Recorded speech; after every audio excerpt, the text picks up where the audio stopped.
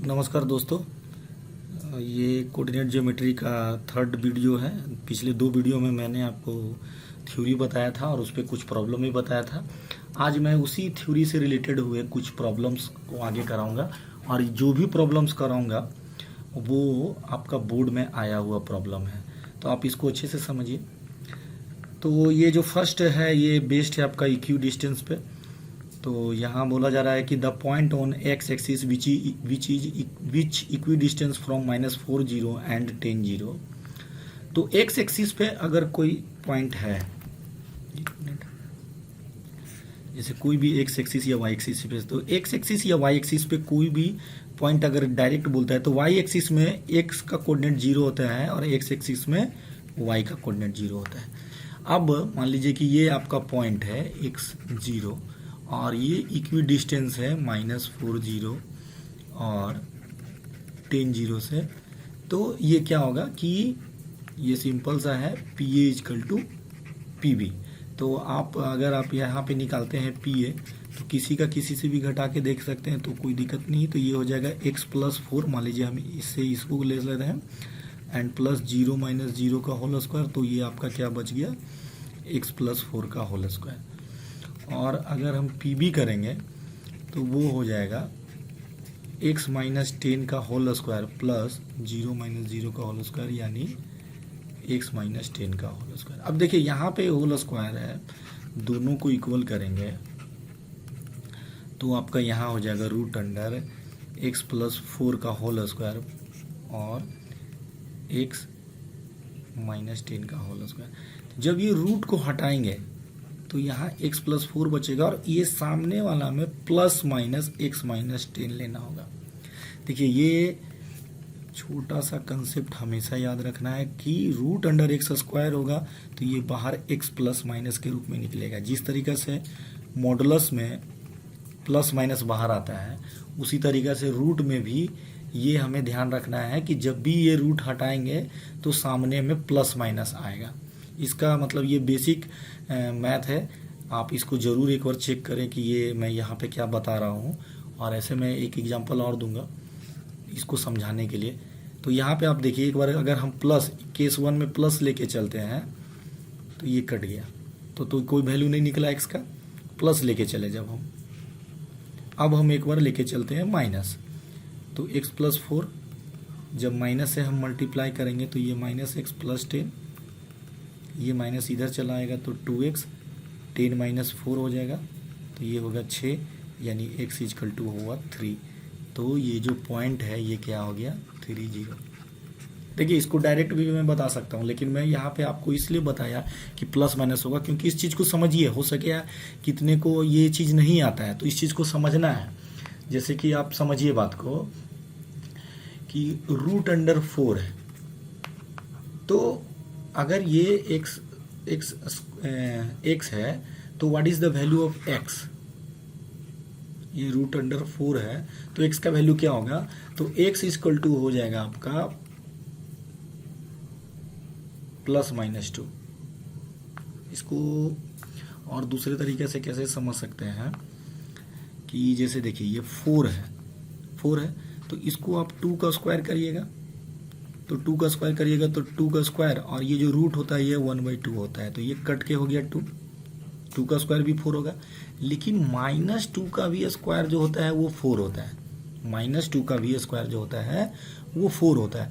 तो यहाँ पे जब फिर ये रूट से 2 स्क्वायर घटेगा तो ये -2, तो दो वैल्यू आया कि नहीं, एक -2 और एक 2। लेकिन ये दोनों तरफ नहीं लेंगे, जब दोनों तरफ रूट होगा कि हटाएंगे तो किसी एक के तरफ प्लस माइनस ले लेंगे तो हमारा जो रिक्वायर्ड है वो आ जाएगा, और एक बार प्लस ले लेंगे एक बार माइनस ले लेंगे तो हमारा जो वैल्यू है वो आ जाएगा। अच्छा है, चूंकि ये बोर्ड का क्वेश्चन है तो वो थोड़ा लॉजिकल भी देता है क्योंकि ये ऑब्जेक्टिव क्वेश्चन था। तो आप इसको अगर सोचिए, यहाँ पे ध्यान दीजिए थोड़ा कि पॉइंट एक्स एक्सिस पे है, तो पहला पॉइंट क्या है -4, तो मान लीजिए -4 यहाँ हो गया, और दूसरा पॉइंट कहाँ है 10 0, तो 10 0 ये हो गया। अब इसके बीच का इक्वी डिस्टेंस यानी इन दोनों के बीच में, तो देखिए ये 0 से -4 इधर है और +10 इधर है, दोनों के बीच का पॉइंट कौन हो, जो जो आपका क्या हो कि दोनों से इक्वल हो। तो ये -4 से इधर की ओर अगर बढ़ता है तो ये 4 बढ़ता है, और इधर से 4 बढ़ेंगे तो यहाँ होंगे। जैसे एक एक करके भी कर सकते हैं। यहाँ पहुँचे आप 6 पे, 4 बढ़े तो 6 पे। अब यहाँ से हम 1 बढ़े तो इधर से भी 1 बढ़े, तो यहाँ से 1 हो गया, और ये कहाँ पहुँच गया 5 पे। जब इधर से 1 बढ़े तो ये 2, फिर इधर से 1 बढ़े तो ये 4, और लास्ट में जो बीच में बचेगा वो बचेगा 3 0। यानी कि ये डायरेक्ट भी बन सकता है। दूसरा इसका क्या बता सकते हैं कि दोनों, जैसे ये सिंपल से बताइए, ये नंबर लाइन का बात हो गया कि ये -4 है और 10 है, तो दोनों के बीच में कौन पॉइंट होगा, तो वो 3 होगा। कैसे होगा कि दोनों को माइनस करके डिवाइड, ये दोनों को जोड़कर डिवाइड बाई 2 कर दीजिए, तो 10 - 4 डिवाइड बाई 2 यानी 6 डिवाइडेड बाई 2 यानी कि 3। तो ये लॉजिकल, कभी अगर सवाल आए तो उसको लॉजिकल भी जरूर सोचे, तब वो तुरंत होगा। जितना ये टाइम टेकिंग आपको इसमें लिया है ना, तो वो आपका वो फास्ट हो जाएगा। और चूंकि ऑब्जेक्टिव में क्या होगा कि आपको केवल टिक मारना रहेगा, तो वो आप डायरेक्ट भी मान सकते हैं। तो ये जो कंसेप्ट जो हम लोग पिछले क्लास में पढ़े हैं, उससे ज़्यादातर आपका ऑब्जेक्टिव ही आता है। Next slide. अब जैसे ये है the distance between the points m - n and ये, तो मान लीजिए कि इसको हम p - n और इसको हम q - m और n, तो डायरेक्ट निकाल देंगे। डिस्टेंस क्या हो जाएगा, √अंडर m1 - m2, तो m, इसमें एक माइनस करेंगे तो ये प्लस m हो जाएगा, क्या होल स्क्वायर प्लस, अब ये -n है, -n, और उसको माइनस करेंगे तो ये माइनस का होल स्क्वायर, तो रूट ये m जुट के हो जाएगा 2m, क्या होल स्क्वायर, और ये माइनस माइनस हो जाएगा -2m। देखिए बेसिक मैथ बनाने के लिए एकदम क्लियर होना चाहिए। आप कोऑर्डिनेट का कंसेप्ट हम बता सकते हैं, लेकिन ये प्लस माइनस कैसे हो रहा है वो चीज़ आपको आना चाहिए।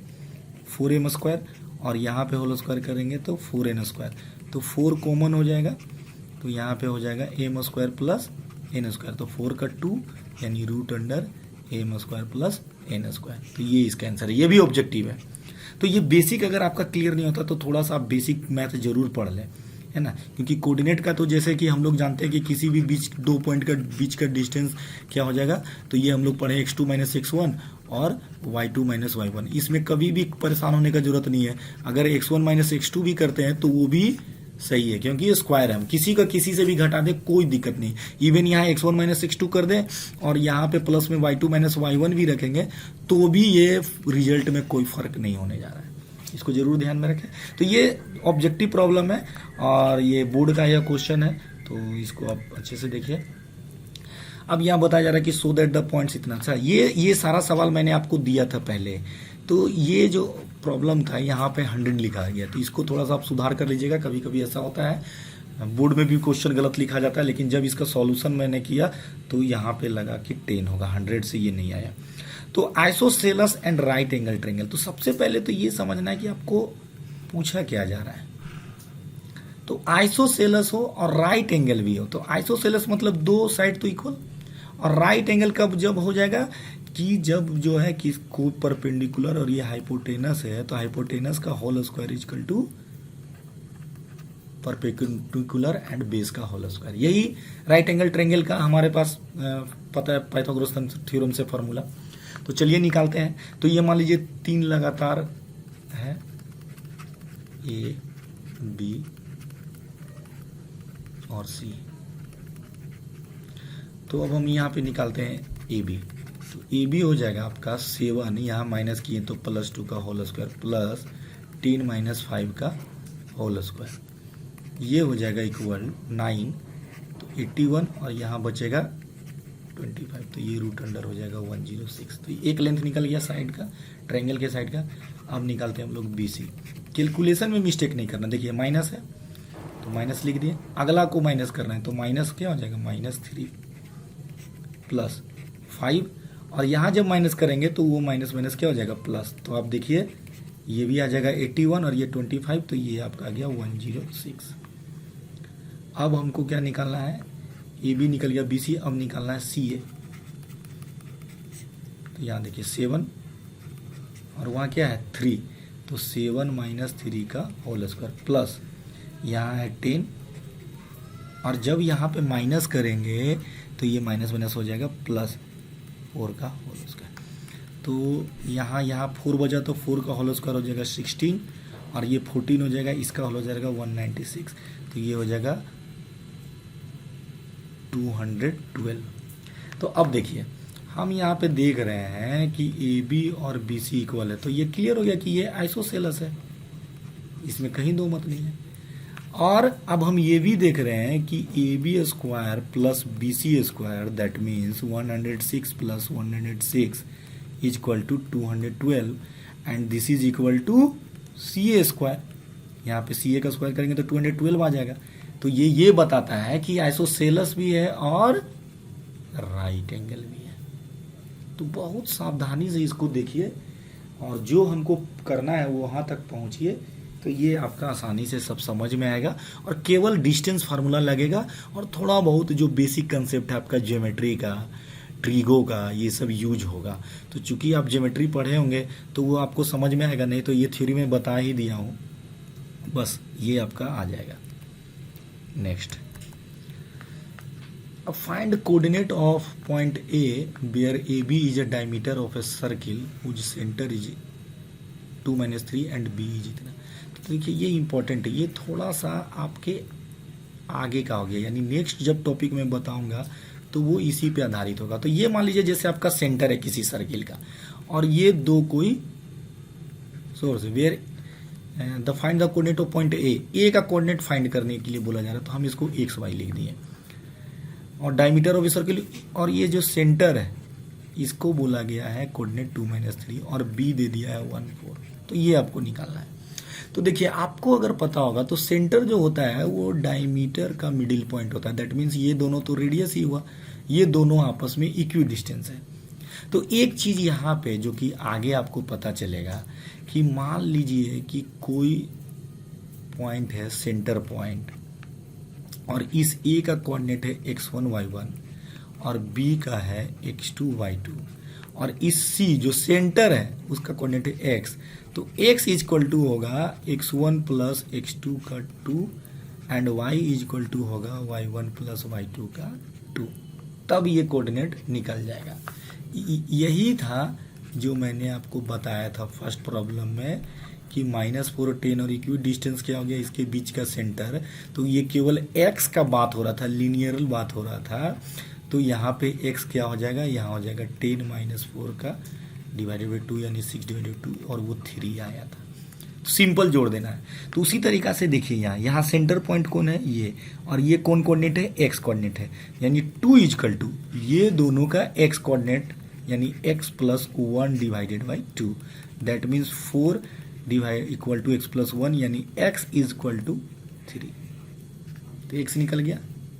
अब इसका जो y कोऑर्डिनेट है सेंटर का, ये याद रखिएगा सेंटर का, यानी -3 इक्वल टू दोनों जो पॉइंट है दोनों का y कोऑर्डिनेट का सम का डिवाइडेड बाई 2, यानी ये हो गया -6 एंड y प्लस 4 और उधर चला जाएगा तो -6 एंड -4 हो जाएगा -10, यानी कि जो ए बी का कोऑर्डिनेट है वो आया 3 - 10।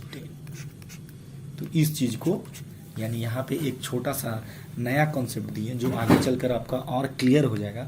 तो उसको ध्यान में रखना है कि जब भी कोई मिडिल पॉइंट हो तो x कोऑर्डिनेट निकालना तो अलग से x कोऑर्डिनेट का सम करके डिवाइडेड बाई 2 और y का सम करके डिवाइडेड बाई 2। तो इसको अच्छे से देख लीजिएगा, समझ लीजिएगा, तब ये प्रॉब्लम आपको क्लियर हो जाएगा।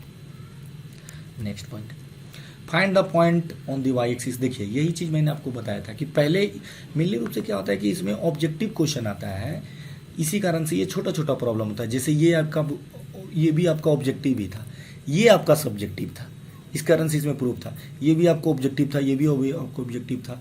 तो उसमें जैसे सिमिलरली आपका मेनली रूप से इक्वी डिस्टेंस पे ही रहता है। तो एक्स एक्सिस पे था वो पॉइंट, अब किस पे पॉइंट आ गया, वाई एक्सिस पे पॉइंट आ गया। तो वाई एक्सिस पे अगर कोई पॉइंट है तो मैंने आपको बताया था कि वो 0y होगा, क्योंकि उसमें एक्स कोऑर्डिनेट 0 हो जाएगा। और ये इक्वी डिस्टेंस है इससे, तो इससे फिर वही कंसेप्ट आ गया, आपको अंडर रूट वाला लेके चलना है आपको। पी क्यू इसको मान लेते हैं तो -3 और ये मान लीजिए पॉइंट। तो पहले पी ए निकालते हैं, तो पी ए हो जाएगा 5 - 0 का whole square and plus -2 - y का होल स्क्वायर। और पी क्यू क्या हो जाएगा, पी क्यू हो जाएगा किसी से भी कर दीजिए, -3 - 0 का होल स्क्वायर प्लस 2 - y का होल स्क्वायर। अब ये दोनों इक्वल हो गया, P A equal to P Q. तो अब यहाँ अंडर रूट तो निकल नहीं रहा है, तो ये ऊपर में हो जाएगा 25 प्लस माइनस को अगर हम लोग ऑब्जर्व कर लें तो y + 2 का होल स्क्वायर, और ये हो जाएगा 9 प्लस 2 - y का होल स्क्वायर। अब इसको हम लोग सोल्व करते हैं तो 25 plus y + 2 equal two plus minus 9 जो कि आपको मैंने बताया था प्लस 2 - y का होल स्क्वायर।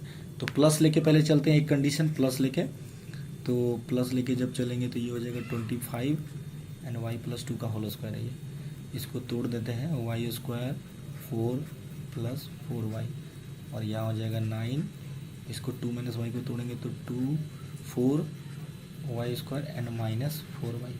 तो देखिए y स्क्वायर से y स्क्वायर कट जाएगा और ये हो जाएगा 9 और 4 से 4 कट जाए, तो ये 9 को अगर हम इधर ले चलते हैं तो ये बचेगा 16, और ये 4y जब इधर आ जाएगा तो ये हो जाएगा -8y, यानी y आ गया आपका -2। तो यहाँ से वैल्यू निकल गया आपका -2, है ना। और एक कंडीशन जो है वो मैं आप पे छोड़ता हूँ कि आप इसका माइनस वाला लेके चलें, एक वैल्यू यहाँ पे निकल गया तो आपका दूसरा सॉल्यूशन भी आ सकता है।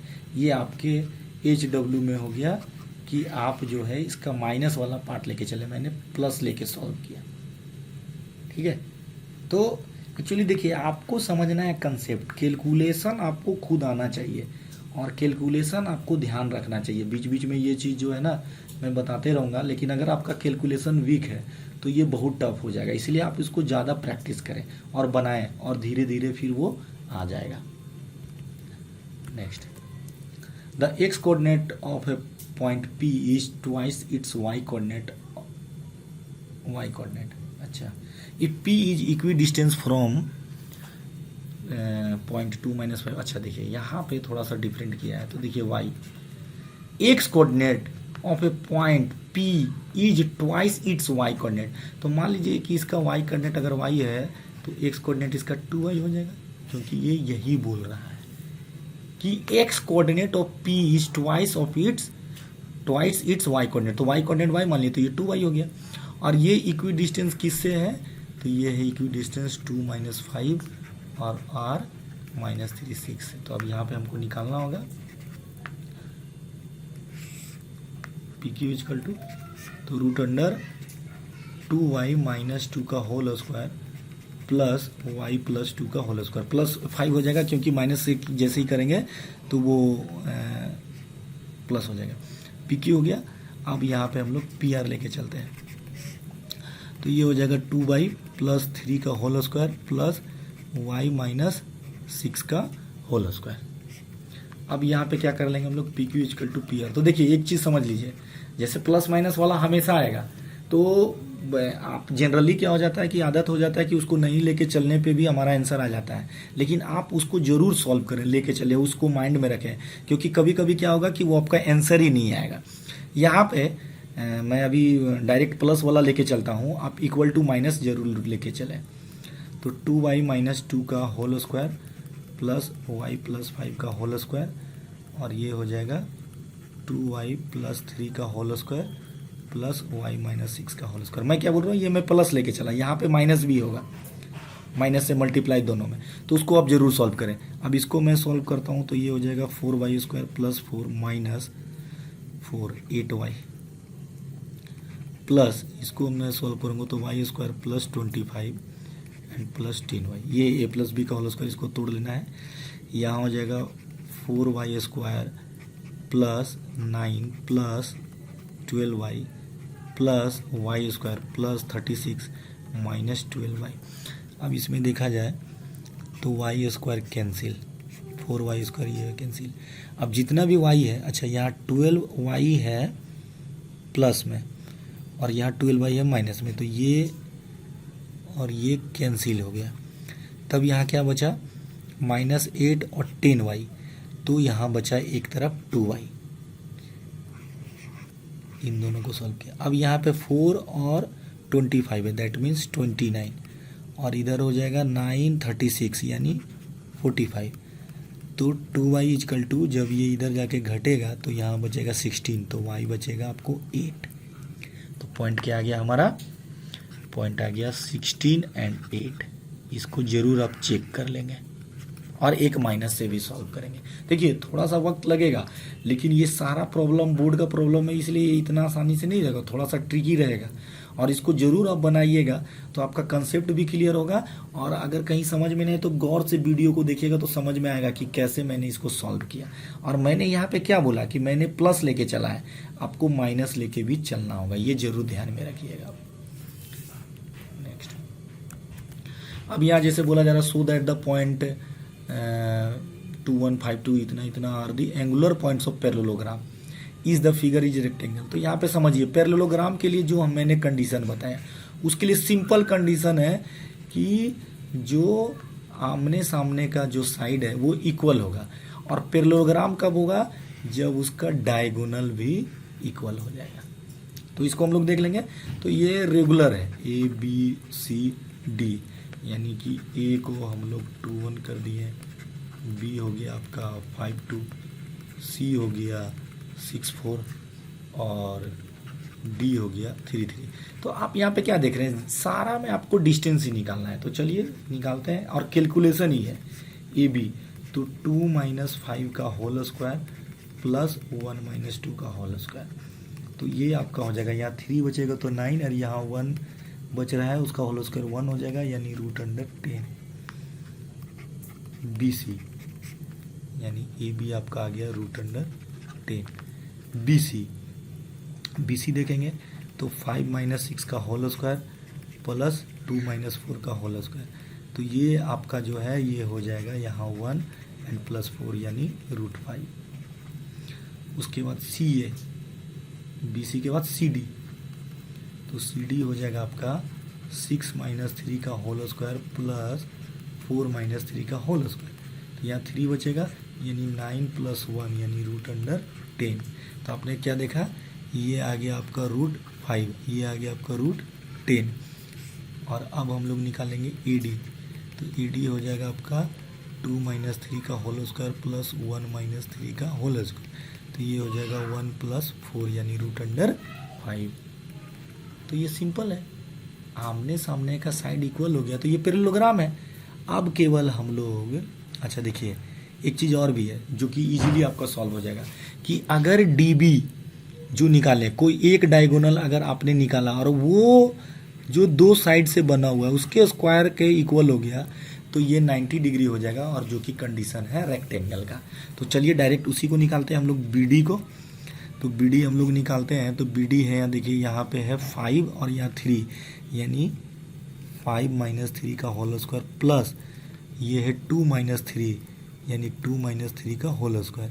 तो ये हो जाएगा 4 और ये हो जाएगा 1, तो ये हो जाएगा √5। तो ये ऐसा तो नहीं हुआ। और डायरेक्ट अगर आप निकालना चाहते हैं तो एक यहाँ पे जो BD हम लोग निकाल चुके हैं, तो AC भी निकाल लेते हैं। तो AC निकालते हैं, तो A है 2 - 6 का होल स्क्वायर और प्लस 1 - 4 का होल स्क्वायर। तो 2 - 6 करेंगे तो यहाँ 4, तो जब ये 4 हो जाएगा तो 4 का स्क्वायर 16, और यहाँ 3 यानी 9, यानी √25 यानी ये कितना हो जाएगा 5। तो इक्वल नहीं है, इक्वल नहीं है, तो ये रेक्टेंगल नहीं होगा, ये रेक्टेंगल नहीं है। तो ये आप अच्छे से समझ गए। और डायगोनल से भी आप देख रहे हैं कि पाइथागोरस थ्योरम फॉलो नहीं होता है। अगर ये इक्वल हो जाता, यानी कि √5 का होल स्क्वायर प्लस √10 का होल स्क्वायर, दैट मीन्स 15 आ जाता, तो यानी कि D1 स्क्वायर अगर 15 आ जाता तो ये रेक्टेंगल हो जाता। तो ये आप देख लीजिएगा और इसका थ्योरी देख लेना है। नेक्स्ट, हाँ यहाँ पे एक चीज़ बताना है जिसपे कि आपका सवाल है, कंसेप्ट ऑफ स्लोप, जो कि ट्रिगो आप पढ़िएगा तो क्लियर होगा कि किसी भी लाइन का जैसे जो स्लोप होता है, जैसे मान लीजिए ये लाइन है, आपसे इसका अगर स्लोप पूछा जाता है तो इसका सिंपल सा मीनिंग होता है कि ये horizontal, that means x axis, ये सीधा हमसे नहीं खिंचाया, यानी ये मैं ये बोल रहा हूँ ऐसे, और ये लाइन का स्लोप है। तो इस लाइन के साथ ये थीटा एंगल कितना है, दैट मीन्स कि इसका जो tan थीटा है वो वैल्यू जो होता है वो स्लोप ऑफ लाइन होता है, वो स्लोप ऑफ लाइन होता है और वो m1 होता है। तो आपको मैं ये बता दूं कि कोई भी अगर लाइन है और इस पे अगर 2 पॉइंट आपको पता है x1 y1 और दूसरा आपको x2 y2 पता है, तो उसका अगर आप स्लोप निकालते हैं दैट मीन्स tan थीटा, तो वो हो जाता है y2 minus y1 divided by x2 minus x1 यानी m। ये आपका जब ट्रिगो होगा तो आप समझ लीजिएगा। जैसे अभी आपको अगर हम बताना चाहें इसका जैसे एंगल थीटा, जैसे मान लीजिए ये 2 पॉइंट है, इसको अच्छे से समझिए। यहाँ पे देखिए ये एक्स एक्सिस हुआ, ये पॉइंट है, तो एक पॉइंट हो गया x1 y1 और दूसरा हो गया x2 y2, जो भी है ये थीटा है। ये जो थीटा है वो भी यही थीटा होगा क्योंकि ये पैरेलल है, ये पैरेलल है, तो ये दोनों एंगल इक्वल होगा।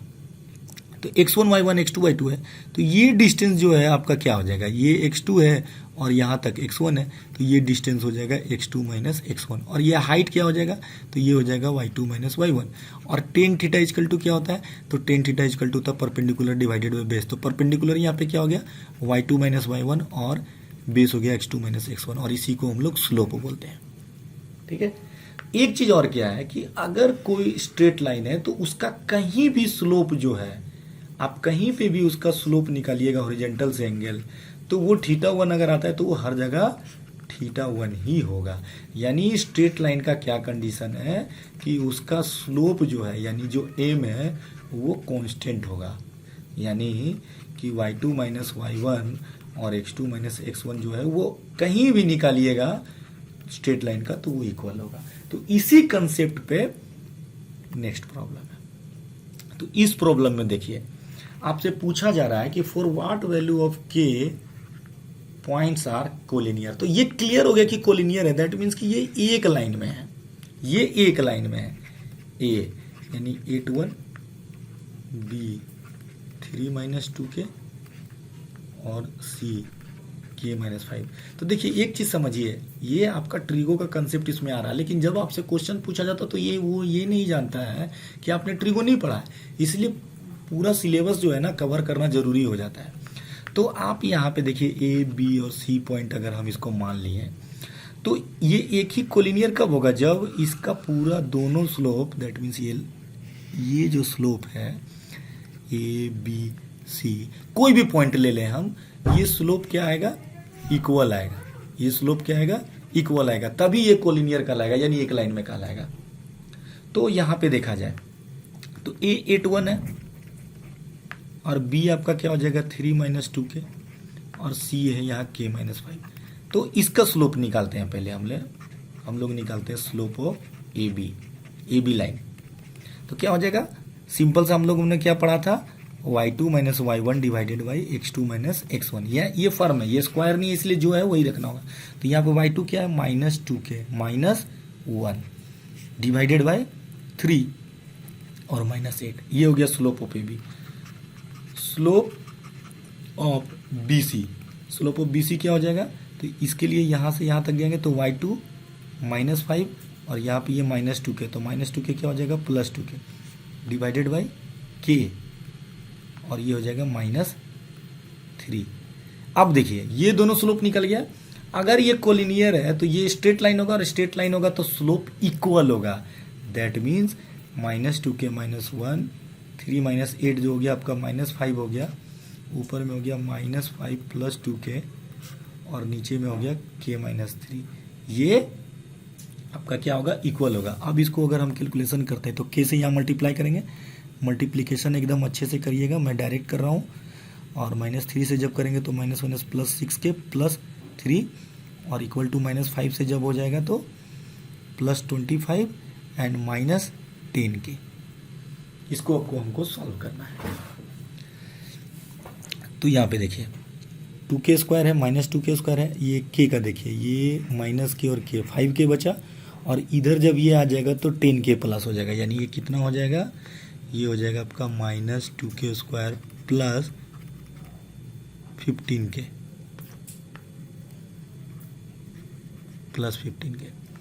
ये देखिए ये 2k स्क्वायर तो डायरेक्ट हो गया, यहाँ पे देखिए k ये दोनों मिलके बचा 5k, और ये जब इधर आएगा तो प्लस हो जाएगा, यहाँ +3, और ये जब 25 उधर जाएगा तो माइनस हो जाएगा, तो ये कितना बच जाएगा, ये बचेगा आपका -22 का होल स्क्वायर।